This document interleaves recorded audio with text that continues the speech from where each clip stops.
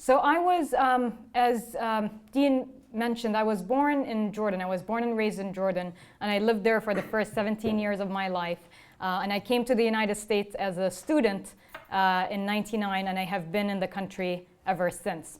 And a few years ago, I read an article about the Syrian refugees. It was a news article, and for the life of me, I can't remember where I read this article, but it was so powerful that I decided I really want to study this topic. And over the next few months, I recruited a couple of other researchers to come and join me. These researchers have also lived in the Middle East at some points of their lives, and we started our journey a couple of years ago. So what I'm going to do today, as you know, of course, the Syrian refugee crisis is not the first crisis nor the last crisis, probably, but it is the largest crisis of today's of our world today. So I appreciate your interest in the topic and coming out here tonight. So what I'm going to do is talk a little bit about the magnitude of the crisis to kind of put it in context. Then I'll talk to you about all the families that I've met over the past, not all of them, some of the families that I've met over the past couple of years. And as you can tell from the title, it says that I'm supposed to tell you what to do about the Syrian diaspora. I think this was more of a trick to get you to come here. I don't actually have a solution, but I'll dabble a little bit at that topic. So it's not really easy to find the right words to describe the magnitude of the problem, the scale of the problem.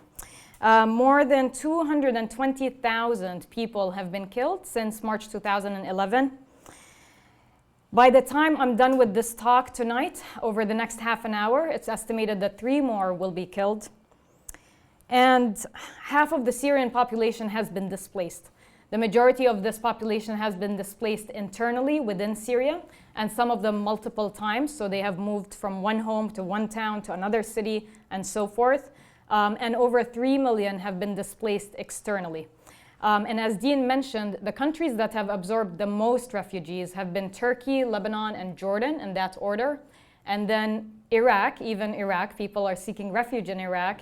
And Egypt, some people are seeking refuge in Egypt.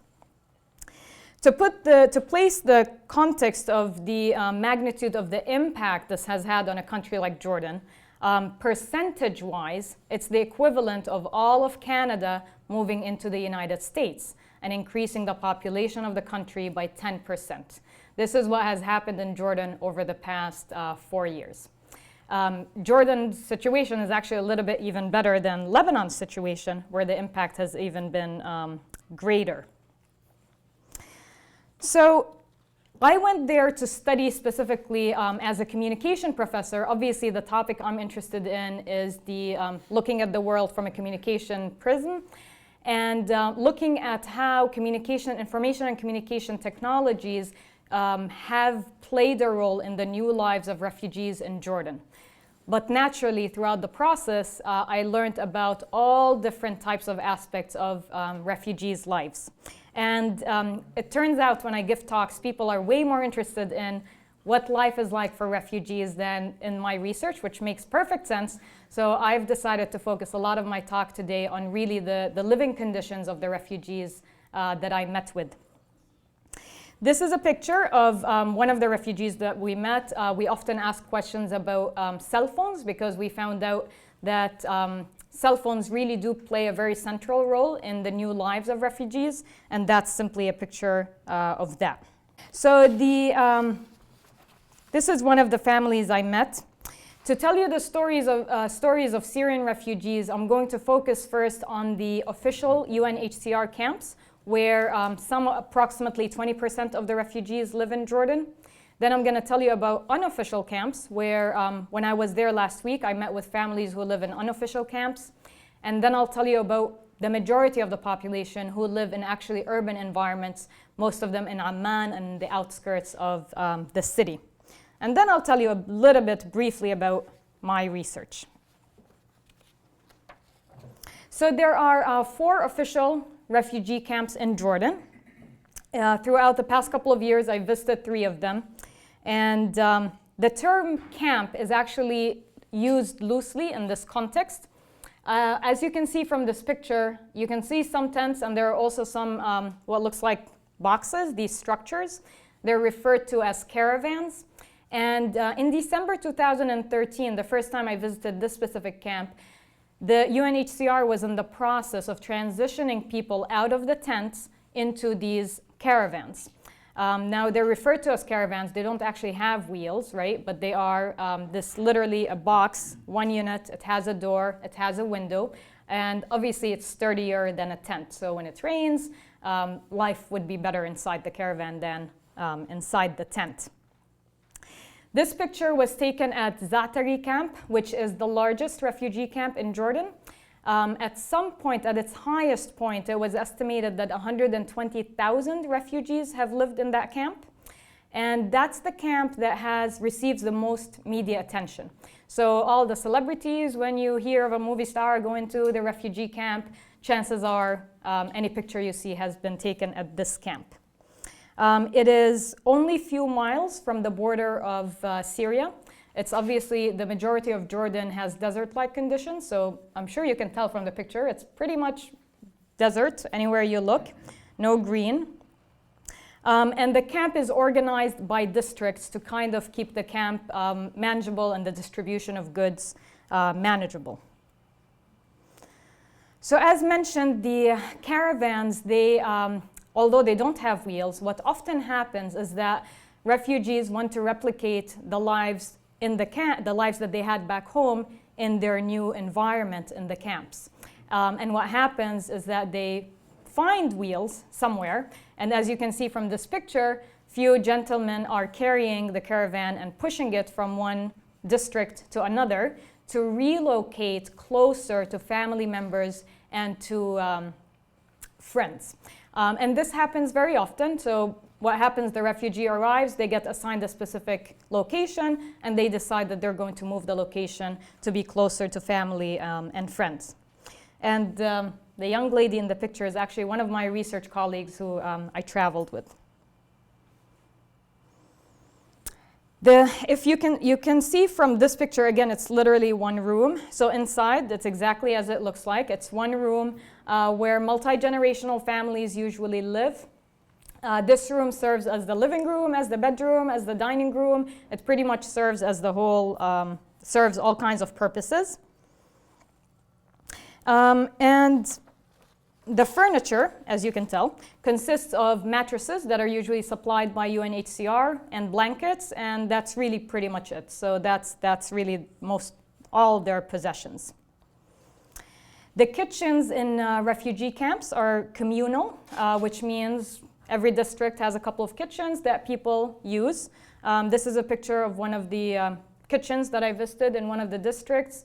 And as you can tell, of course, the conditionals are not great. One thing I do not have a picture of are the bathrooms. So the bathrooms are also communal. And what often happens is that because women and children don't feel safe leaving their tent or their caravan at night and walking to the communal bathroom, sometimes families end up making a hole in the caravan or in the tent and making that basically to serve as the bathroom, which of course creates very unsanitary conditions in the camp, but at least it solves the safety issue, the safety concern that they have. Other problems include electricity. Electricity often is stolen from the main grid, and people kind of make their own, they pull some wires so that they can get some electricity and some light into the different tents. Do you recognize the street? For those of you who have been to France? The Champs-Élysées, yes. So I haven't been to France, but I hear it's great. So the way this relates to my talk is the following.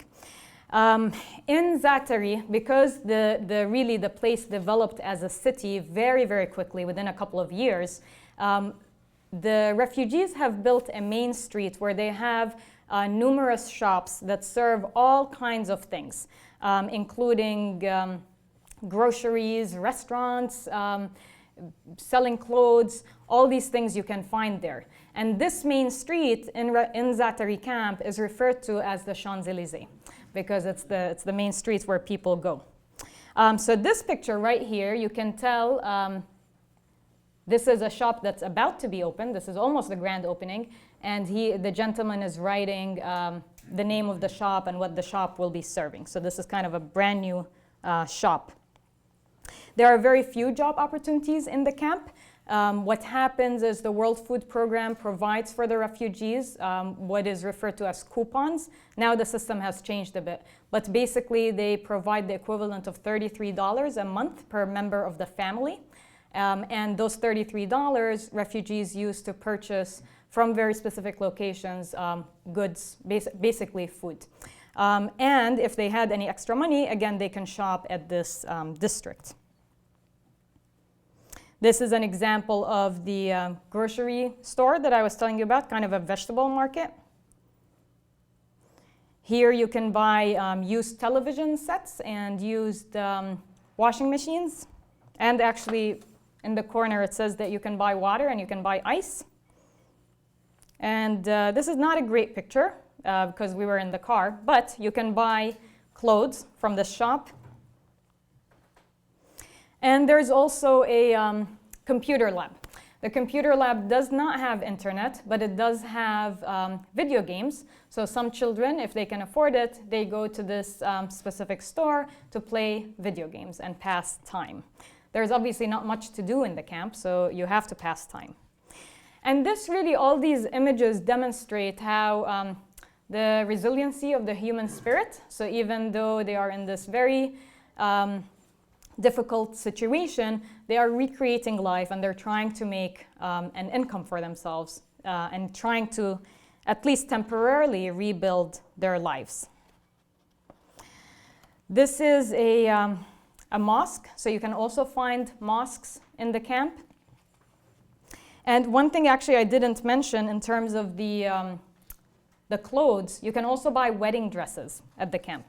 So again, as I mentioned, life goes on, right? So even if you're living in the camp, life still goes on and people get married and weddings happen. And the services to provide for these events are also available.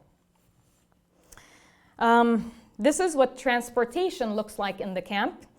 These wheelbarrows are often used to transport the elderly or to transport people who have injuries usually from the war. If someone's leg is amputated, for example, they can ask for someone to transport them using this wheelbarrow. Despite having very little, many of the refugees we met were happy to see us, interested in telling their stories, and often welcomed us with coffee and tea, which is a signature welcome gesture when you visit someone in the Arab world. Although life in the camp continues, not everyone is happy living in the camp, and a lot of people, even though they spend the first maybe few days or the first month or so of their lives in Jordan in this camp or one of the other camps that I mentioned, sometimes they want to leave. And they can leave in two ways. They can leave either legally by having a sponsor from Jordan, usually a Jordanian citizen, sponsor them to leave the camp and to live in the city. Or they can leave illegally, which they often, of course, do. And in that case, again, they have to rebuild their life in the city. So I'll tell you a little bit about some of the people who left the camp. So this family I met last week, actually a week ago from yesterday. And what happens, this specific family and the groups of families I met here, they were all farmers in Syria. And again, they are recreating their life in Jordan by being farmers. So what happens, they make arrangement with land owners in Jordan. And the landowner allows for them to put their tent in the land.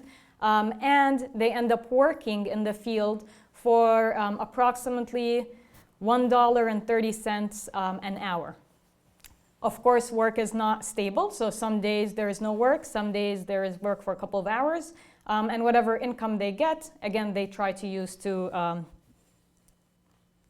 purchase the necessities.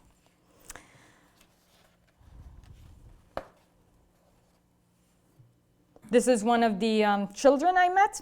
As you can tell, she's very young. She's about 1 year old. And she was obviously born in Jordan, like many other hundreds of children, thousands of children who were born in Jordan since. This is again an example of what the kitchen looks like. In this case, it is an extension of the tent that they have. So basically they partition one section of the tent to serve as a kitchen, and that's where they keep their food supplies. One issue I haven't mentioned yet is the water problem that we have in Jordan. Even though water is a world problem, it is of course more of a problem in the part of the world I come from. Here is an example of a girl who's trying to do the dishes of the pots and pans that were used that day. But water continues to be one of the biggest challenges that Jordan and other countries in the region are facing, especially now that they are providing water for hundreds of thousands of more people. And another huge problem is education. Now, there are of course Syrian children who are going to school, but the numbers are very low. In Jordan, the numbers vary depending on who you ask, but in Jordan, it is estimated that approximately 55% of the Syrian children are going to school, which means 45% is not. And that's actually a good number compared to Lebanon and Turkey. So education is a huge problem. These children that I met were going in school back in Syria until about 2012, when the school in the city that they live in was shut down because of the war. And so they haven't been in school since 2012. The school they tried to enroll in was overcrowded and already had reached the maximum number of Syrian children, so they're left out of the system. And that's probably one of the biggest challenges in terms of the future of Syria, that you're going to have a whole generation of children who have not been educated, and now these are the same children who are going to one day return back to Syria to rebuild the country. So that's another huge challenge. So in addition to these tents, which are considered unofficial camps, you also have Syrian refugees living in urban areas in Amman and other parts of the country. This is the entryway to one of the apartments that we visited. As you can tell, even though they're living in the city, of course the conditions are not great and the apartments are in not great conditions. In this case, this is one of the families that we met with a couple of years ago. This specific family they used to be business owners in Syria, and they used to own their home. They used to own multiple homes and cars and so forth. But in Jordan, they're really relying, the whole family, the parents, the siblings, the grandchildren are all relying on one person, one of the sons who is working, who secured the job, to provide income for them. So their situation has obviously changed drastically since they moved. Rent, refugees reported to us that rent cost them anywhere between $150 to $250 per month. And again, unless work is, it's not easy to find work in Jordan. And if you do find work, you need a permit. To get a permit, you need money. So often refugees work illegally. And in that case, if they get caught, they risk being deported. So it's kind of a cycle.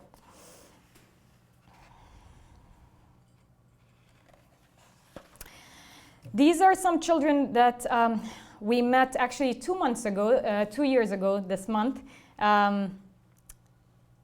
The international club at Lasell had raised money a couple of years ago to donate to Syrian refugees, and at that point I was going to Jordan, and we purchased supplies and gave them to some of the families that we met with. So these are some of the refugees we met with at that point. So that's really about their living conditions. So I'll talk to you briefly about my research, and then I'll try to find a solution. So what we found out really with our research, and that's some of you may have picked up the article that Roger so kindly printed for us about the role that cell phones play in the crisis. And what we really found out is that cell phones, even though with no income and with very difficult conditions, every single family we met with owned a cell phone. And that was essential because cell phones were used to serve multiple purposes, including receiving information and updates from back home to see what is happening, how most of the refugees, of course, left loved ones behind, and they need to stay connected with these people. Many of the families actually got split where some of the members are living in Jordan, some of the members are living in Syria, some of the members are living in Turkey, so there's this like international connection. They share information about what life like is in Jordan, and more often than not, they recommend for their relatives and friends to try to move to Jordan if they can, if the border is clear and it's safe to do so. And they use it to also verify information that they hear in traditional news sources. So here is, often they might see something on television that they doubt, or maybe television would report that a specific town got bombed, but it actually wasn't that town, it was a different town. So they use the cell phone to verify the information that they hear through traditional media sources. But of course, using the cell phone also comes with challenges. One of the biggest challenges is surveillance. So this is a quote from a refugee we met. "If I say something against the regime or give out too much information, then the Syrian cell phone gets disconnected." So what happens is, especially for refugees who live at the border, they often have two SIM cards, a Jordanian SIM card and a Syrian SIM card. They believe that the Syrian SIM card is being monitored, which is probably true, and the Jordanian SIM card is not being monitored. And they switch SIM cards based on the nature of the conversation and who they need to talk to. They rely on coded language, so they wouldn't ask directly if was our town hit, was our town hit this morning. Instead, they will say a code to imply that question, and they don't discuss politics openly. And of course, in addition to being able to afford the cell phone, there's also the issue of getting a good connection. So if you're living in the city of Amman, you're fine, there is coverage. If you're living in the camp, depending on which district you live in, there may or may not be coverage. And if you are, the bigger problem is actually the relatives in Syria, who depending on the town they're in, may not have coverage for months at a time. So those are some of the challenges that they are facing. Okay, so what we do know is that the crisis is quite large, and that it will continue to grow because there is no political solution on the horizon. What we do know is that the casualty number is going to continue to increase, and that the number of refugees is going to continue to increase.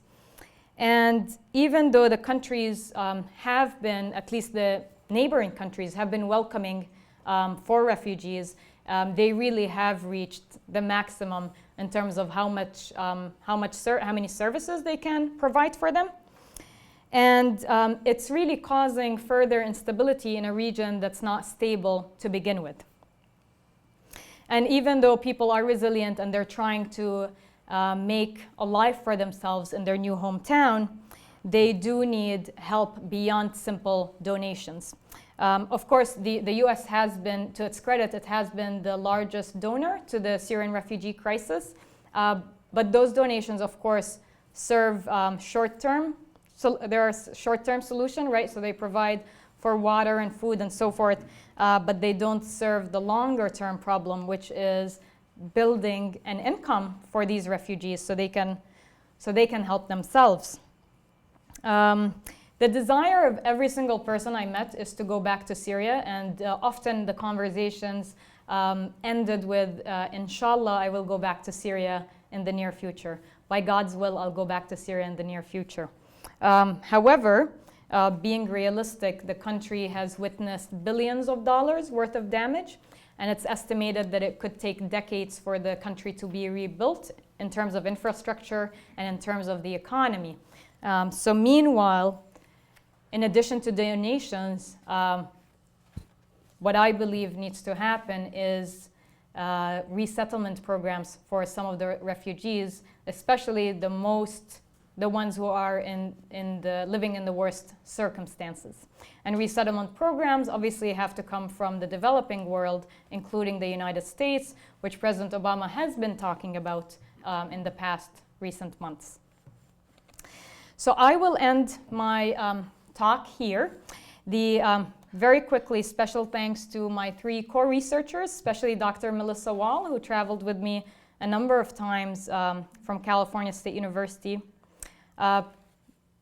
There are a number of people who helped make the trip happen in terms of helping us get access to the camps, which is not easy at all, and in terms of facilitating our introductions with refugees. So those are some of the people who helped us. And most importantly, LaSalle College for supporting my trip a number of times, and your office, Dean Hickey, for giving me t-shirts and mugs to give to some of the refugees that I met and making the trip happen. So I'll end my talk here. Thank you so much for, again, your interest and for listening, and I'd love to talk to anyone who is interested in learning more. Yes. So I'm curious, I think in American culture or in American cities, if you were to look at populations that are living under the same conditions that these refugees are living under, you'd see high rates of alcoholism and possibly suicide and mental health issues and all that kind of thing. What kind of effect is it having on the population there? We met, your question reminds me of one specific family I met whose daughter, it was a single mother and her daughter, and the daughter no longer is able to speak fluently, and that's obviously a clear case of witnessing too much trauma. So even though I can tell you that many of the countries are not even there yet to even be talking about mental health, because there are even more, even though that's obviously a basic need, there are even more basic needs like water and food. I did meet a professor from Yale a few months ago who is doing a mental health program in Turkey, and he is, it's not an app, but it is, he's providing some sort of a service where he connects through video with some of the refugees in Turkey who want to talk with a psychiatrist. So of course, it's far from ideal, but it's a very good start for some of the people to start talking about the trauma that they witnessed. I hope that answers the question. You had mentioned that if a refugee wants to legally leave the camp and head into the city, that they would need to be sponsored by a Jordanian citizen. Yes. How does that whole process work, and why, unless they had some previous connection, why would a citizen of Jordan want to sponsor a refugee and bring them out? Right. So to leave legally, you do have to get sponsored. Generally, a lot of the Syrians are somehow connected to Jordanians. There's a lot of intermarriage. So for example, my maternal grandparents are from Syria. My sister's husband, my brother-in-law, is from Syria. So there are a lot of connections, and we actually have relatives in Syria. So there are a lot of connections between Jordanians and Syrians. And that's usually, for it to happen legally, that's usually how it happens. Some Syrians may have been working in Jordan before the crisis happened, and depending on their situation, they may be able to also bring some family members in. So it usually happens in that context. Otherwise, if a refugee is leaving illegally, usually they either go on their own and try their luck, or they pay someone. We heard anywhere between $100 to $400 per member to be able to sneak out of the camp. So those are generally the 2 options. As far as I understand, Jordan is the only country, if not one of the very few, who has awarded citizenship to Palestinian refugees that have already overwhelmed the country throughout, the last several decades. So how is that playing in terms of what would have been refugees from Palestine and versus refugees from Syria? To my knowledge, that's not been talked about at all. I certainly don't think it's in the works. You know, it's a real issue because you have, you know, it's not one or two, you have hundreds of thousands of people. There's some research that looks at perception of the local community to refugees, and how what often happens is at the beginning people are welcoming, but when this has been, you know, prolonged, it's not 1 year, 2 years, 3 years, 4 years, and till today, obviously, you know, till today we have Palestinian camps, but till today we also have Iraqi camps. So people from the 2003 war till today are still living also in camps, and that's 12 years later, right? So it's likely that the Syrian refugees are going to be in Jordan and in the other host communities for years and years to come. So that's kind of where the discussion is at now. You said there's some involvement from the United States Mm-hmm. for our present leadership. What extent is that, and who is running it? Is it through the UN or is it direct? So what happens usually, UNHCR recommends that for certain cases to be resettled. And again, because we're talking about millions of people, it's really only the most severe cases, such as single mothers, elderly who are alone, and so forth. The United States has resettled somewhere between 300 and 500 people since 2011. The resettlement process usually takes almost 2 years once someone is recommended and their application is Resettled here. resettled into the United States, yes. The one concern that Republicans have raised over and over again is ISIS. Of course, what happens, a lot of refugees who have left may not have their documents with them to prove who they are, or, you know, documents to prove what their life was like before the war. And one concern that has been raised especially since December, when the issue got brought up again, is that how are you going to check the backgrounds of some of these refugees, which of course delays the problem even further. Refugees have been resettled in other parts of the world, including Germany, Switzerland, I believe Belgium. There's a number of countries that have resettled refugees, and Canada, but usually it's in relatively very small numbers. And if you look at these numbers compared to the scale of the problem, again, it's millions of people. Speaking of ISIS, how has ISIS affected these camps at all? I don't know if much has been. We stayed away from asking any type of political questions, as you know, as requested by UNHCR, and obviously, you know, per logic, we didn't ask any of these questions.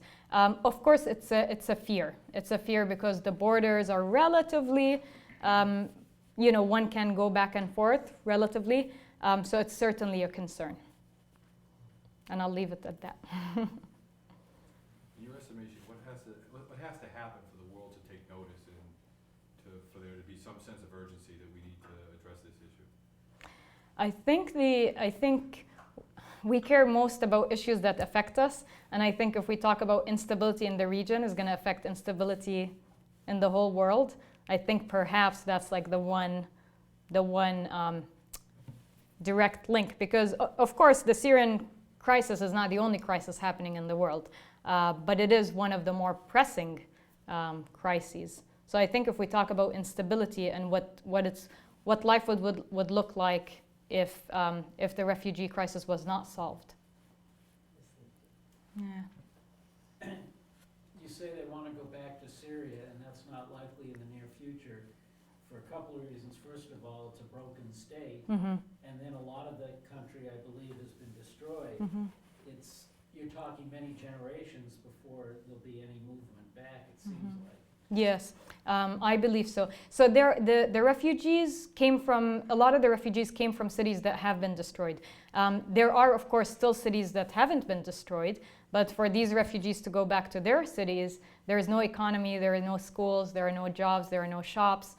So it's going to be very, very difficult to, I mean, you need billions of dollars to rebuild the infrastructure that has been destroyed. So really, to me, we're not even at the height of the crisis. We're in almost year 5. We're not even at the height of the crisis because the numbers are going to increase, and as the war continues to evolve, more and more cities and towns will be destroyed. How are the citizens of Jordan holding up under the pressure and stress of having hundreds of thousands of refugees in their country? Yeah, I think the one thing that comes up a lot is jobs. So as with any country that has refugees or immigrants, there's always the perception that these people came and stole my job. And you see it is visible in some of the bakeries, for example, that now instead of having Egyptian workers, which used to be in Jordan, it used to be the population that usually serves in these types of service jobs. Now you see more Syrian workers. So there is that sentiment that Syrians are going to take over my job. And of course it happens for practical reasons, because they are working illegally, and as an owner of a business, you pay them less than you would pay a Jordanian. So it's not good. That said, many of the centers, churches, Islamic centers, and so forth are helping through donations and so forth. So we got connected to the refugees we met in the urban area. We got connected to them through churches, for example, because they are helping and they're constantly collecting donations from local Jordanian donors.